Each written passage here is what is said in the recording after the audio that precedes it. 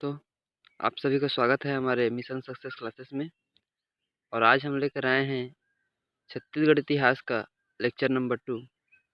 आप लोगों को पहले छत्तीसगढ़ इतिहास का लेक्चर नंबर 1 दिए थे, उसका एमसीक्यू बनाकर आज उसका दूसरा पार्ट लेकर आए हैं।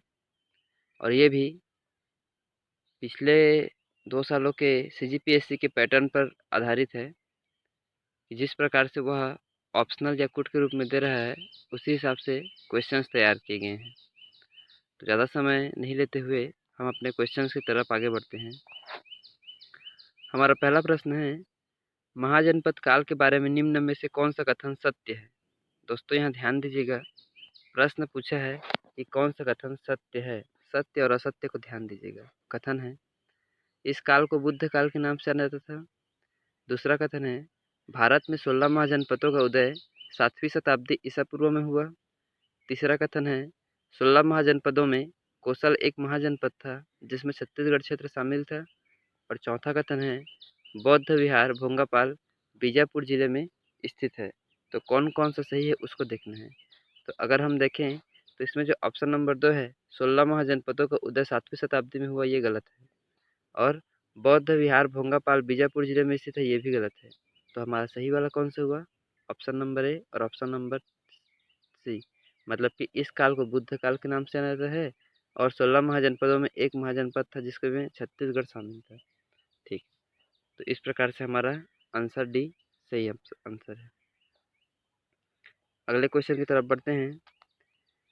छत्तीसगढ़ में सातवाहन काल के बारे में निम्न में से कौन सा कथन सही नहीं है। यहाँ ध्यान दीजिए क्या लिखा है, सही कथन जो नहीं है उसका चयन करना है। इससे पहले वाले क्वेश्चन में सही कथन जो था उसका चयन करना था, मतलब इसमें असत्य कथन का चयन करना है।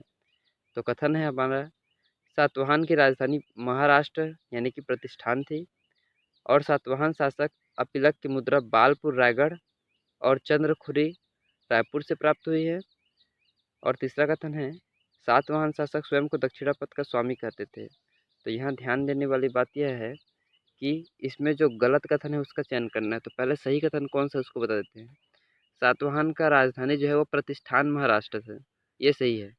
और सातवाहन शासक स्वयं को दक्षिणापथ का स्वामी या दक्षिण का स्वामी कहते थे, ये भी सही है। जो दूसरा कथन है वो गलत है। क्यों गलत है? क्योंकि राजा पिलक की मुद्रा बालपुर से मिली है, ये बात तो सही है, लेकिन चंद्रखुरी रायपुर से प्राप्त नहीं हुई है, बल्कि मल्हार बिलासपुर से प्राप्त हुई है। तो इस प्रकार से हमारा केवल एक वर्ड गलत होने से ये दूसरा वाला जो कथन है वो गलत हो जाता है। तो हमारा आंसर कौन सा होगा? ऑप्शन नंबर बी, अर्थात दूसरा गलत है।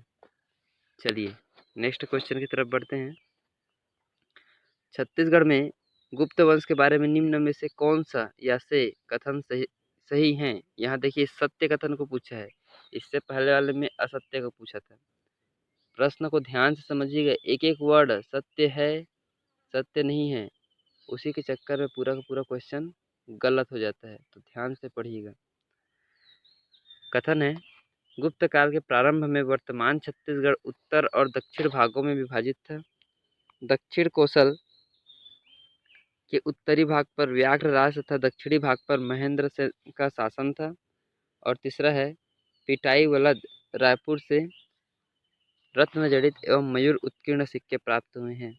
तो इसमें जो सत्य कथन पूछा है वो कौन सा है?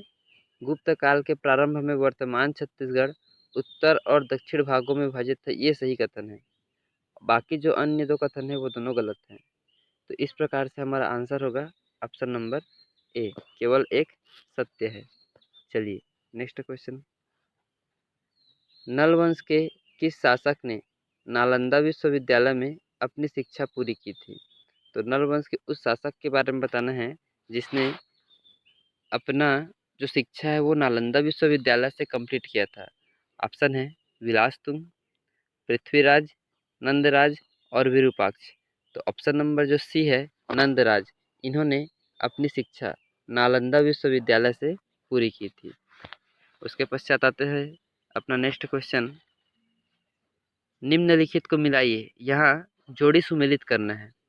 एक तरफ दिया गया है शासक के बारे में और उसके एक तरफ दिया गया है अभिलेखों के बारे में, मतलब कि कौन कौन सा अभिलेख किस शासक से संबंधित है उसको हमें चयन करना है। तो चलिए अभिलेख को पहले देख लेते हैं। अभिलेख दिया गया है कांकेर शिलालेख, उद्रोयंदरम ताम्रपत्र, पंड्या पाथर अभिलेख और सिहावा अभिलेख। और इधर शासक में क्रम दिया गया है अर्थपति भट्टारक, दूसरा कर्णराज, तीसरा भानुदेव और चौथा नंदीवर्धन। तो चलिए जोड़ी मिलाते हैं, फिर हमारा सही आंसर पता चल जाएगा। कांकेर शिलालेख जो है वो भानुदेव से संबंधित है। कांकेर शिलालेख भानुदेव से संबंधित है तथा उदयंदरम ताम्रपत्र वो अपना संबंधित है नंदीवर्धन से। वहीं पंड्या पाथर जो अभिलेख है वो अपना संबंधित है अर्थपति भट्टारक से और सिहावा अभिलेख वो संबंधित है कर्णराज से।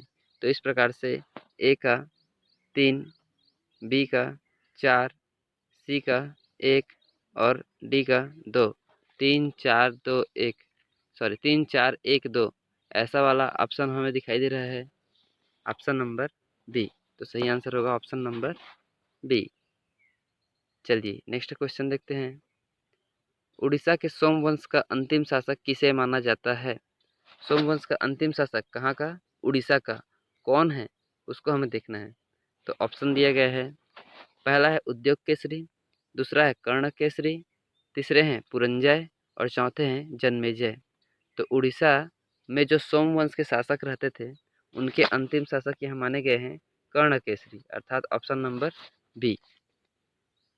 चलिए नेक्स्ट क्वेश्चन है अपना, निम्नलिखित कथनों पर विचार करें और सही विकल्प का चयन करें। यहाँ सही विकल्प कौन सा है उसका हमें चयन करना है। कथन 1 है, बाण वंश का शासनकाल 9वीं से 11वीं शताब्दी के मध्य था। और कथन दूसरा है, बाण वंश का शासन क्षेत्र पाली अर्थात कोरबा था। अब इसमें से हमें बताना है कि कौन सा विकल्प जो है वो सही है या दोनों विकल्प सही हैं या दोनों गलत हैं, उसका चयन करना है। देखिए यहाँ जो है बाण वंश का शासनकाल 9वीं से 11वीं शताब्दी था, ये गलत है। ये 9वीं से 11वीं नहीं, 9वीं से 12वीं शताब्दी था। और बाण वंश का जो शासन क्षेत्र पाली है ये सही है। तो इस प्रकार से हमारा जो कथन 2 है वो सही रहेगा। तो यहाँ कथन 2 वाला सही वाला कौन सा है? ऑप्शन नंबर डी, केवल 2 सत्य है। तो इसके अनुसार से ये अपना सही आंसर होगा। चलिए नेक्स्ट क्वेश्चन। समय को ध्यान देते हुए हम लोग थोड़ा फास्ट कर रहे हैं दोस्तों, ताकि आप लोग को ज़्यादा समय ना लगे, लेकिन वीडियो को कम से कम आप लोग 2-3 बार देखें ताकि आपको समझ आ सके कि क्वेश्चन किस प्रकार से पूछे जा रहे हैं, कथन सत्य है अथवा असत्य है, कैसा पूछा जा रहा है, कूट पद्धति को समझने का प्रयास करें। चलिए नेक्स्ट क्वेश्चन है अपना, निम्न में से कौन सी उपाधि शिवगुप्त जो कि उड़ीसा के सोम राजवंश के शासक हैं उनको प्राप्त हुई थी? मतलब उड़ीसा के सोमवंश के हमारे एक शासक है शिवगुप्त, उनको कौन कौन सी उपाधि प्राप्त हुई थी, उन उपाधियों को यहाँ देखना है। यहाँ दिया गया है परम भट्टारक, दूसरा परमेश्वर और तीसरा महाराजाधिराज। तो इन तीनों में से कौन कौन सी उपाधियाँ शिवगुप्त को प्राप्त थी? तो शिवगुप्त को प्राप्त उपाधियों को देखें तो शिवगुप्त को परम भट्टारक भी कहा जाता था, परमेश्वर की भी उपाधि उनको प्राप्त थी और महाराजाधिराज भी उनको कहा जाता था। तो इस प्रकार से 1, 2 और 3 तीनों उपाधियाँ उनको प्राप्त थी। तो हमारा ऑप्शन नंबर सी सही होगा।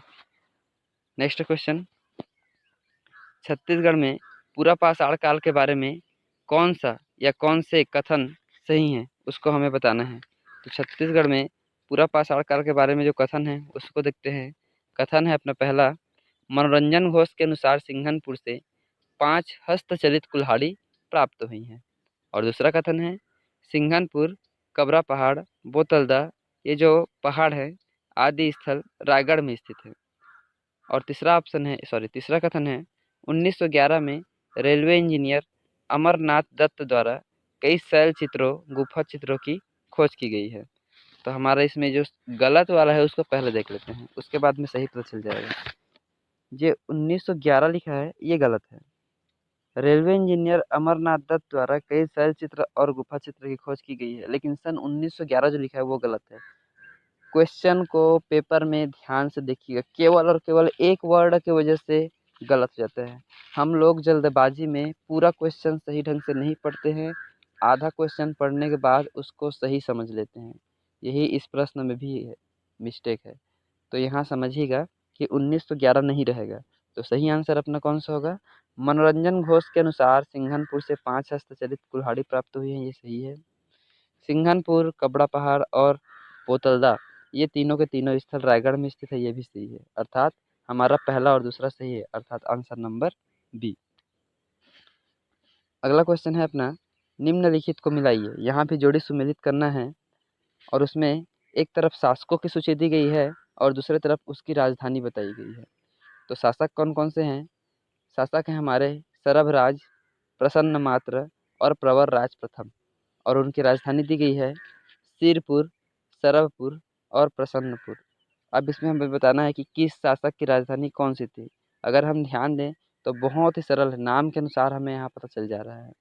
सरभराज का कौन सा होगा? सरभपुर, सरभराज का सरभपुर। और प्रसन्न मात्र नाम से स्पष्ट है, यहाँ भी दिख रहा है प्रसन्नपुर, प्रसन्न मात्र प्रसन्नपुर, प्रसन्न प्रसन्न। उसके बाद जो बचा वो उसका आंसर होगा। तो प्रवरराज प्रथम का कौन होगा? प्रवरराज प्रथम का होगा सिरपुर। इस प्रकार से 2, 3, 1, तो 2, 3, 1 वाला कौन सा है? Option number first. चलिए नेक्स्ट क्वेश्चन, मल्हार ताम्रपत्र में किस वंश का नाम अम्रार्य कुल वर्णित है? मल्हार से मतलब जो ताम्रपत्र हमें प्राप्त हुआ है उसमें किस वंश के बारे में बताया गया है जिसमें उसको अम्रार्य कुल के नाम से भी बतलाया गया है, मतलब उस वंश को अम्रार्य कुल भी कहा गया है।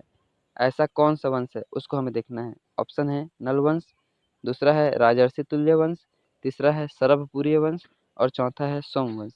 तो मल्हार में जो ताम्रपत्र प्राप्त हुआ है उसमें जो अम्रार्य कुल है इस नाम से वर्णित किया गया है हमारे ऑप्शन नंबर सी सरभपुरीय वंश को। अर्थात सरभपुरीय वंश का एक अन्य नाम अम्रार्य कुल या अमरज कुल भी है।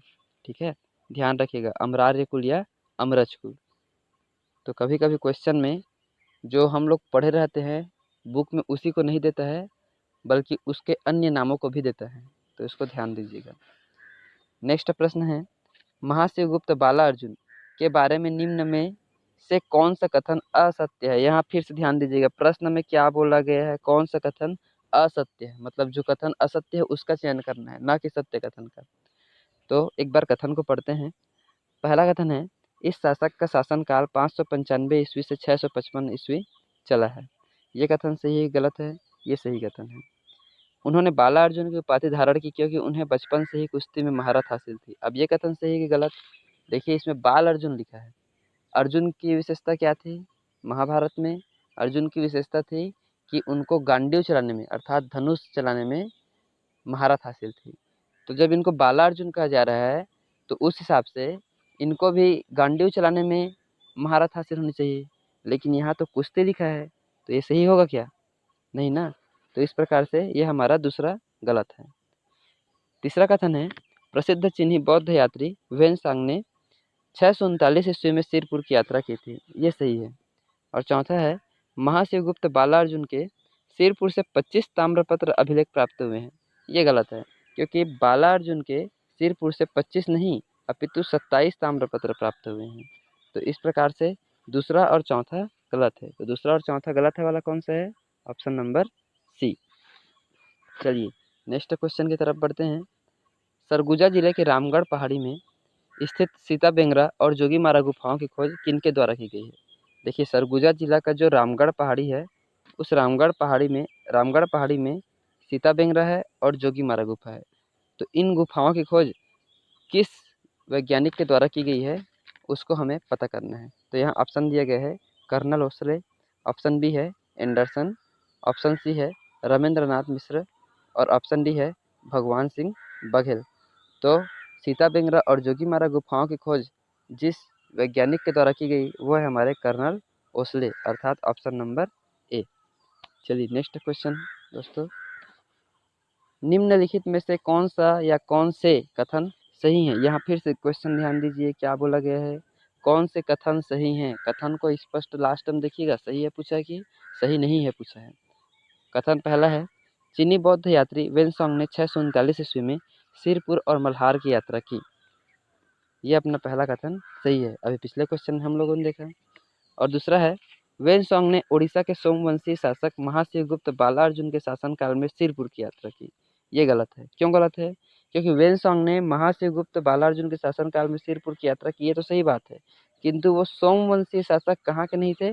ओडिशा के सोमवंशी नहीं थे, वो सिरपुर के सोमवंशी थे। ठीक है, वो ओडिशा के नहीं थे, सॉरी, सिरपुर के पांडुवंशी थे, वो ओडिशा के नहीं थे। तो इस प्रकार से एक वर्ड की वजह से ये पूरा मिस्टेक हो गया, अर्थात हमारा जो दूसरा कथन है वो गलत हो जाएगा। तो कौन सा कथन सही हुआ? कथन एक सही है, अर्थात ऑप्शन नंबर एक सही है। चलिए आज के लास्ट प्रश्न की तरफ आगे बढ़ते हैं। आज का लास्ट प्रश्न है, छत्तीसगढ़ राज्य में घोड़सर पुरातात्विक स्थल किस जिले में स्थित है? ऑप्शन है Kanker, option B Rajnandgaon, option C Raigarh और ऑप्शन डी दुर्ग। तो जो घोड़सर परिसर पुरातात्विक स्थल है, ये घोड़सर परिसर पुरातात्विक स्थल स्थित है अपने कांकेर जिले में। तो इस प्रकार से सही आंसर होगा ऑप्शन नंबर एक। तो आज इतने ही प्रश्न के पश्चात हम आज का वीडियो समाप्त करते हैं। होप सो आप सभी को पसंद आया हो, और मैं आशा करता हूँ कि ये क्वेश्चंस आपके आगामी एग्जाम्स में बहुत ही इम्पोर्टेंट रोल निभाएंगे और आपके काम आएंगे। ऐसे क्वेश्चंस आप खुद से भी तैयार करिए, और ऐसे क्वेश्चंस पाने के लिए हमारे वीडियोस ज़रूर देखिए, और हमें कमेंट करके बताइए अगर आपको ये क्वेश्चंस पसंद आ रहे हों, तो हम ऐसे क्वेश्चंस और तैयार करेंगे और आपके सामने लेकर आएंगे। धन्यवाद दोस्तों।